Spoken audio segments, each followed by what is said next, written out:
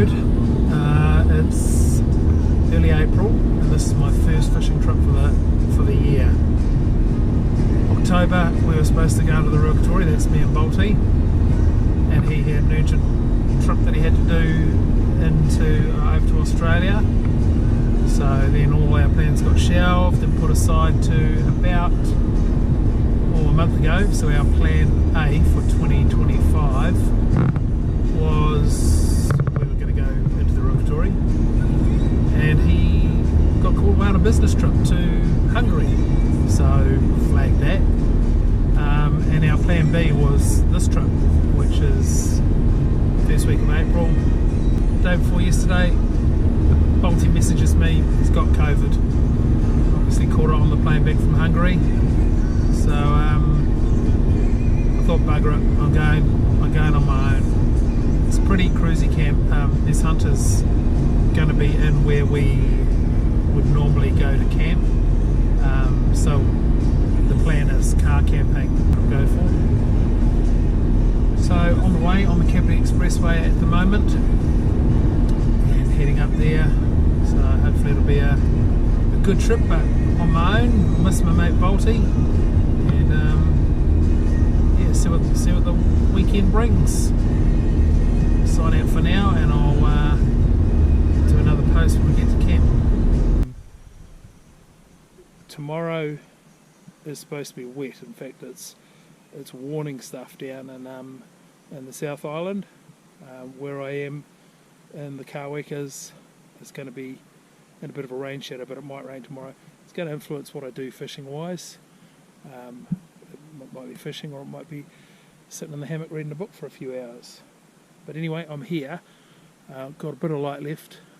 I'll quickly put my hammock up, get set up, and I'll talk to you when I'm having my tea.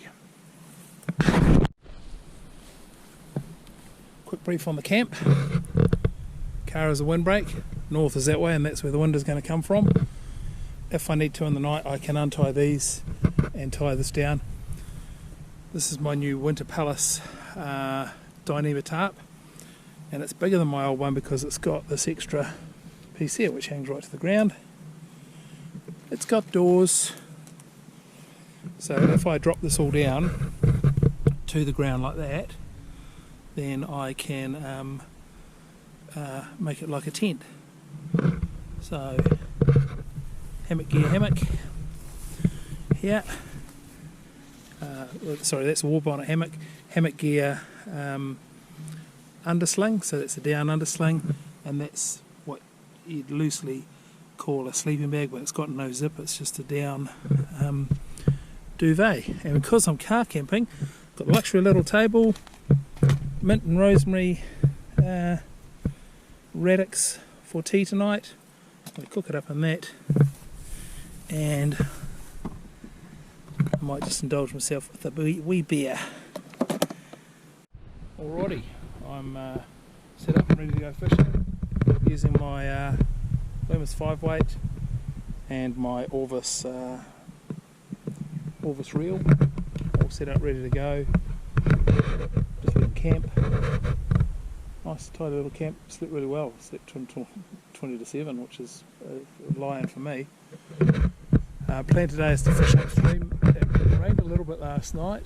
It was supposed to be heavy showers this morning, but it's looking pretty good. So I'm just going to head down to the river, a little bit lower than what I would have thought I would have put in it, and start fishing up, see how I go. The river's very low and there's a bit of weed in it. We are expecting rain today, so I'm not expecting a big day's fishing, but we'll see. I'm going to head up to that pool there and then round the corner. Now that's fresh. This used to be an island here, and the current would run around both sides of it. Interesting to see what's on the other side of that. Might be a bit of a backwater, might hold a brownie. Right, bit of a scramble there, but as I suspected, there's a backwater. Let's explore it and see if there's a cruisy round in here.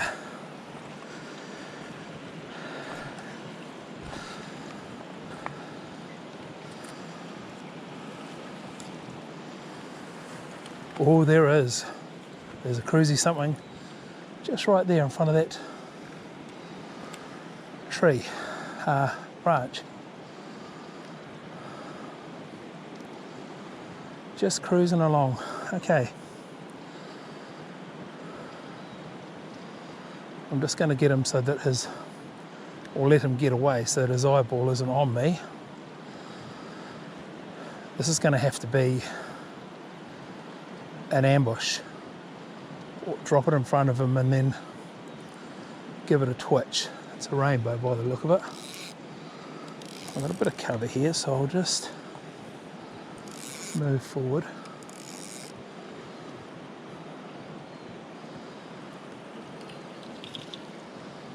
Be surprised if he's the only one.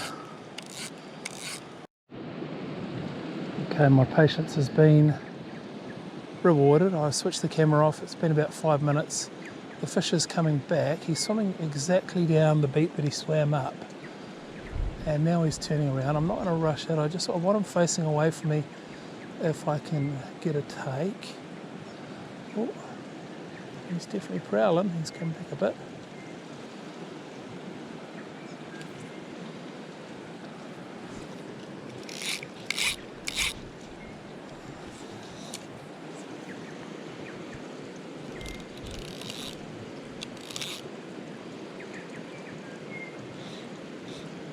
Got him.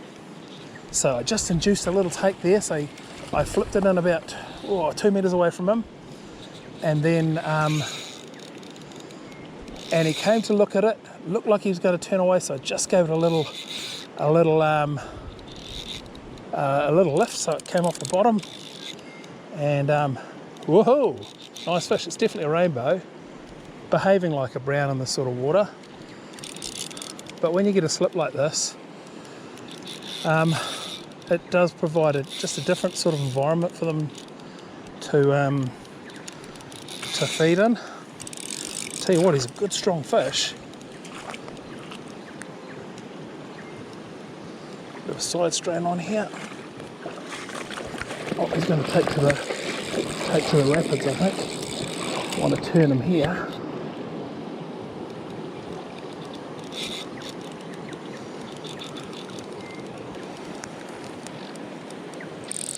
Really good strong fish.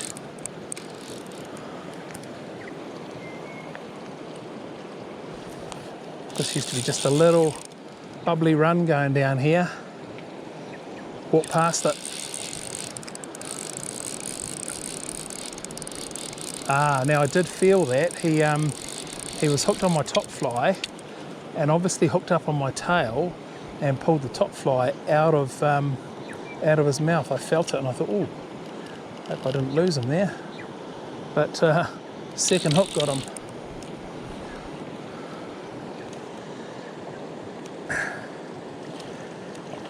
Definitely saw the take. He took it in his mouth. I'm just going to very quickly. Oh bugger! I didn't bring my pliers. I'm not going to muck around with him in this water. I'm going to.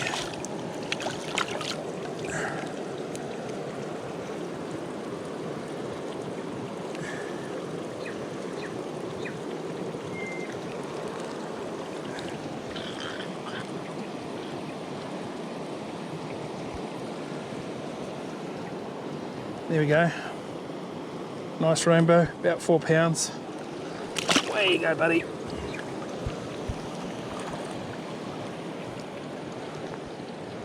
Yeah, so he took my top fly, which is what I call a hare and copperoo. It's a bit of hare's fur and wallaby. He took that, and then he, while he was over here, I felt a little slip, and I suspect he turned on himself and hooked himself with the blue bolter. That fly there, if it comes out. So lucky to get him. Lucky to get him.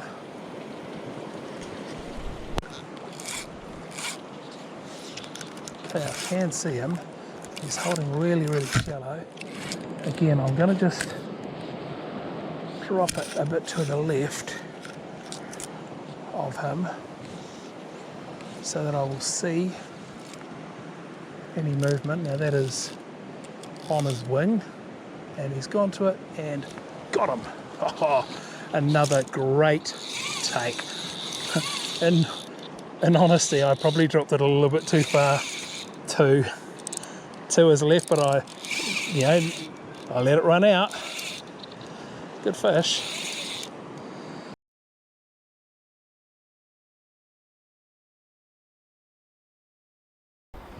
I'm just gonna go out a little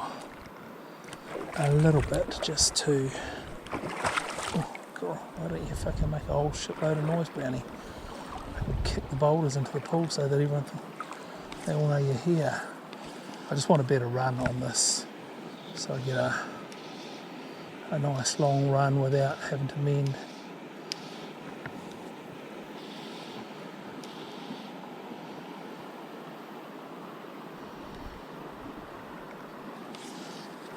There's a really nice pocket just over behind.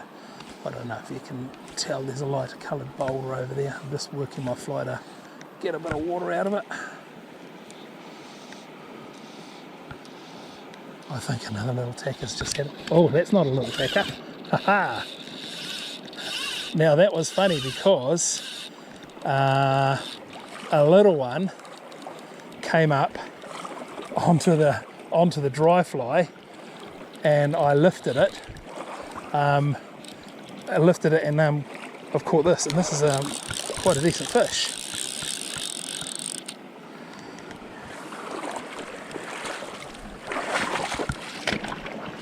Let's get out of the water. Someone's footprint there a few days ago. He's swimming up, which is unusual. Quite often when they foul hook they do that, so I don't know. Hopefully time will tell. Hopefully he comes to the net, but he's swimming really strongly upstream.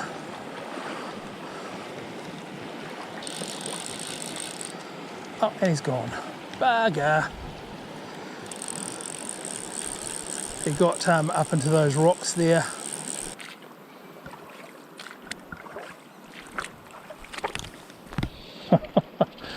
Now that is the tiniest little fish that you've ever seen. I seriously was just had my line in the water behind me while I move forward to do my next cast, and he's taken onto the blue bolty sardine number 3.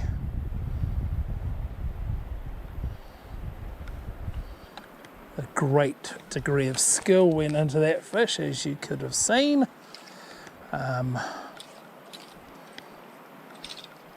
The years of practice that I've put into catching a fish like that just paid off in spades. Right, that was a bit of a scramble. So you can see this domey block here, and then you can see a little gut on the hill with a bush in it. So I came up and over there, and then up this gut and into here, and I don't know if I'll put it on this, but there's driftwood probably 15-20 metres up, certainly 15 metres up the bank. So this is the gorge.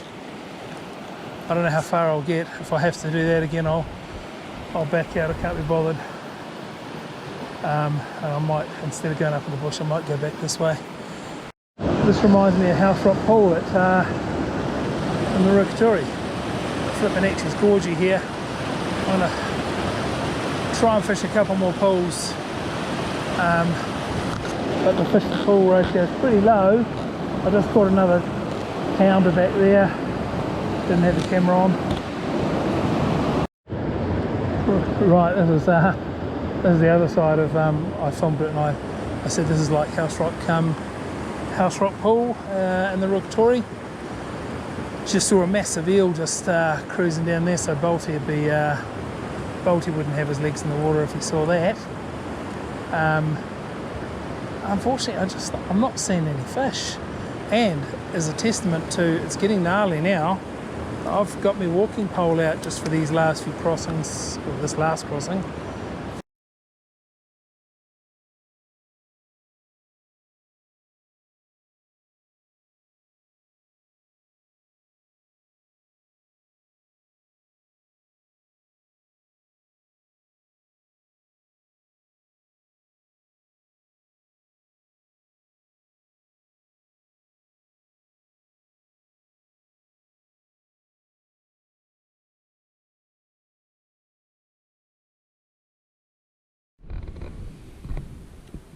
Oh, well, that was quite a tough day. Yeah, I started out this morning and did quite well. I'd caught, I don't know, 10 or so before lunchtime. A lot of small fish. You know, some you wouldn't even, you just call them sardines, just little fish, but good to see for the river. And then this afternoon, it just seemed to get harder as I got not a heck of a lot further up from camp, to be honest. Hardly saw any good fish. Lost one really good one, which broke me off, and some rocks. And so if I was going to call another for the day, I'd be saying 12 to 15 with a couple of long line releases in there. But like I say, most of them, 8 or 9 of them were less than a pound or less. So yeah.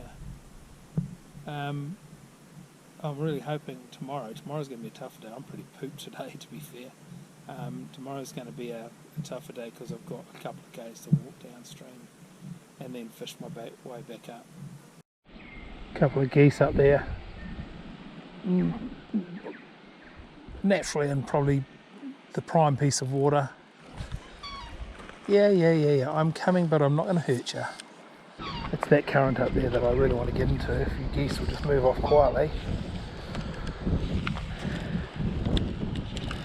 I may end up casting a lot longer than what I'd prefer to.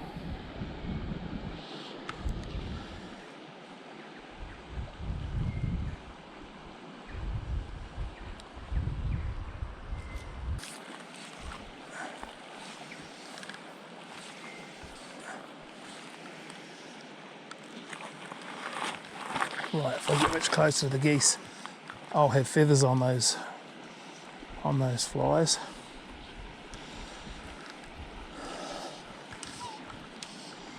Yeah, I'm not going to disturb you, just stay there. I'll just try and put my flies up close, but not too close.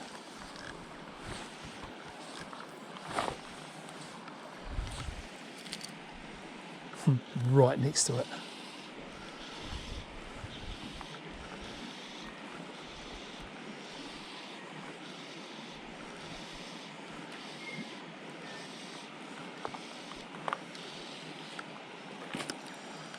Now I'll just try and pop it in the pocket right next to the other one. Yep. And then I'll drop one in the current to the right, and then I'll leave them be.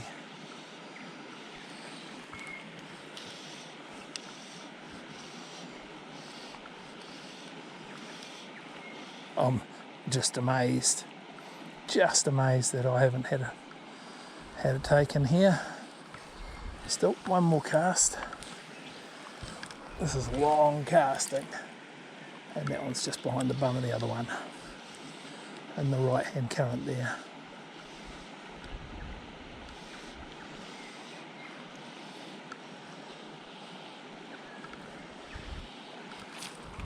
Yeah, okay, all right, there had to be one there. There had to be one there.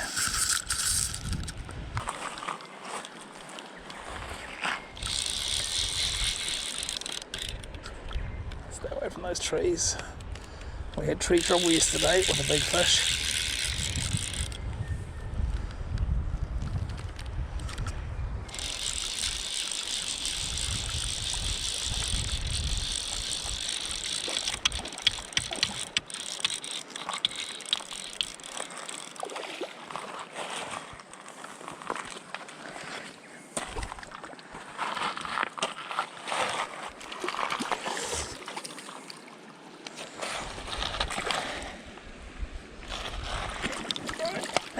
you off. And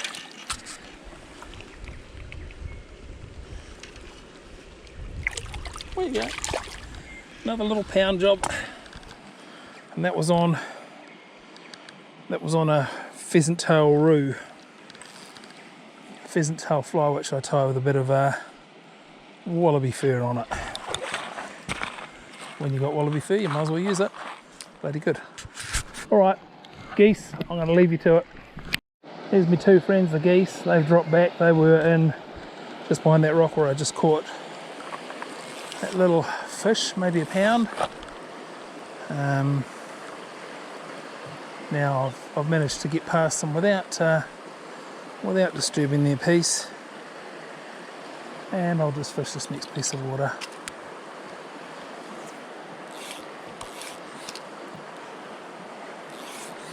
Looks good.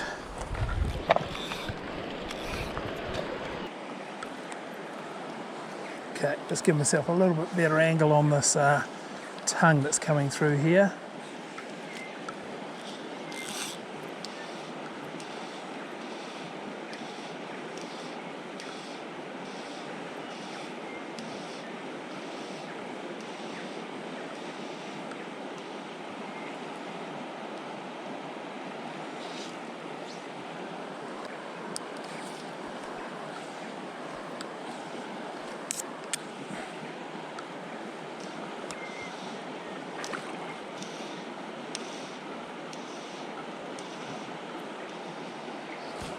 Yeah, had to be one in there.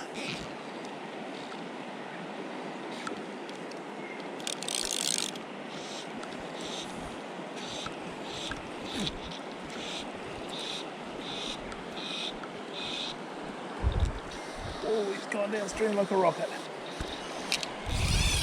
Looks like I'm going downstream. Sorry, swan. Sorry, swans. Yeah, I'm going to disturb you this time.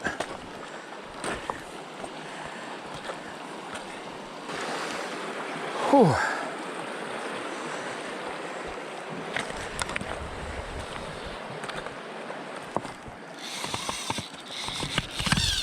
Wow.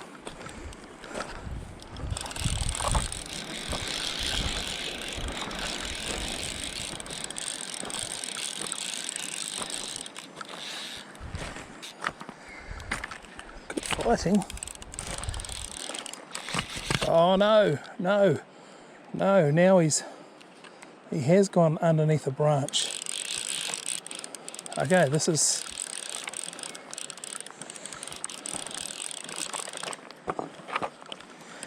Okay, this is tricky. Come up.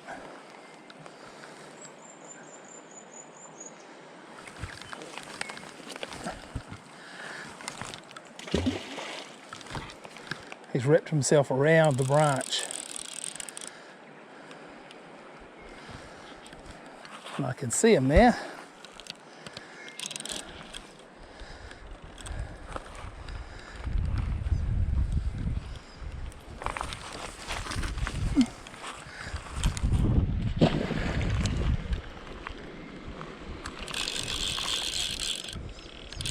No, go over the other way.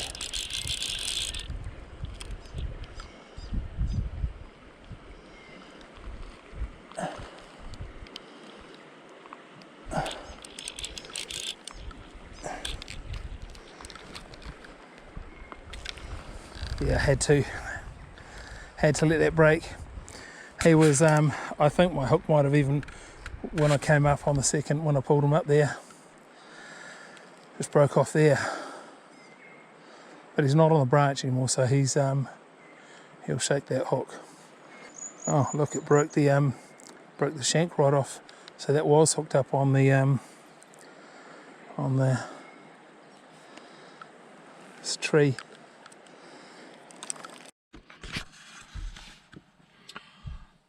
I didn't do a trip sign out when I finished my day's fishing, so I actually finished my day's fishing early, about 3 o'clock. I got back to the truck. It wasn't a fantastic day. I probably got about 8 or 9 fish, but 3 or 4 of those were smaller ones and 3 or 4 were decent sized ones. Pretty hard going, didn't see a lot, and what I did see was pretty spooky. So yeah, so I just decided I got back and I was going to be sitting around the camp for a while, so I packed up and I'm heading away. So I guess for the whole trip I probably caught in the low 20s, but a lot of those were smaller fish, which is good for the season, for next season.